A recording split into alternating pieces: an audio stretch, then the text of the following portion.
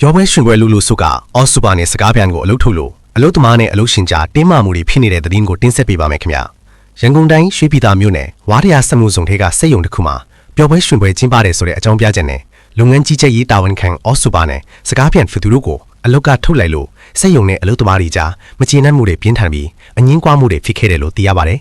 စက်ရုံဝင်းအတွင်းမှာဝန်ထမ်းတွေစုပေါင်းပြီးတင်းကြံပြောပွဲရှိုးပွဲလုပ်ကြတာကိုစက်ရုံတာဝန်ရှိသူတွေကစီကံဖောက်ဖျက်တယ်လို့ဆိုကစီမံခန့်ခွဲမှုမှာအဓိကကျတဲ့အော်စူပါနဲ့စကားပြန်သူတို့ကိုယာထူးမှထုတ်ပယ်လိုက်တယ်လို့သိရပါတယ်။ပျော်ပွဲရှင်ပွဲလုပ်ခွင့်ပြုလို့အော်စူပါနဲ့စကားပြန်ကိုအလုပ်ထုတ်လိုက်တယ်။စိတ်ထွက်ပေါက်ပေးလက်အနေနဲ့ဝန်ထမ်းတွေကိုပျော်ခွင့်ပြုတာကိုအထက်ကအဖြစ်ပေးတာဆိုပြီးအလုပ်ကထုတ်လိုက်တာစက်ရုံနဲ့အလုပ်သမားတွေကြားမှာပြဿနာတော်တော်တက်နေပြီလို့ဝန်ထမ်းတအုပ်ကမြို့တော်ကိုပြောပါတယ်။အော်စူပါနဲ့စကားပြန်တို့ဟာအလုပ်ကထုတ်ပယ်ထားလိုက်ရတာကြောင့်စက်ရုံအတွင်းရှိအလုပ်သမားတွေမကျေနပ်ဖြစ်ကလုပ်ငန်းခွင်အတွင်းအခြေအနေတွေတင်းမာနေတယ်လို့သိရပါတယ်။အလုပ်ရှင်နဲ့အလုပ်သမားတွေကြားညီနိုင်မှုတွေလုပ်မယ်လို့သိရပြီးအလုပ်ထုတ်ခံရတဲ့သူတွေဘက်ကလည်းဥပဒေအရပြန်လည်တုံ့ပြန်ဖို့ရှိတယ်လို့သိရပါတယ်ခင်ဗျာ